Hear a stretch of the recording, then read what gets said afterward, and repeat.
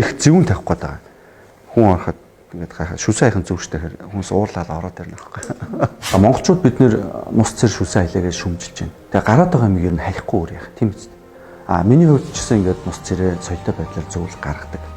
Гэхдээ би ингээд Австрали гэдэг дулаахан газар очиод 6 сар амьдарч ирснээс надаас нус цэр өөр гарахаа болсон. Тэгээд сүүлийн 2 жилийн хугацаанд могт гарав. Тэгээ яагаад вэ гэж бодсон чинь дулаахан чихтэй цаг агаарт амьдраад миний уушиг өөрөө эрүүл болсон юм байна.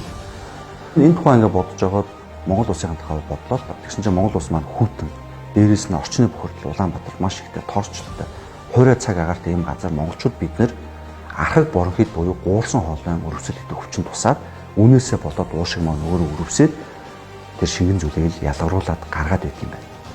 Тэгэхээр асуудлын гол нь бүдүүлэхтэй биш.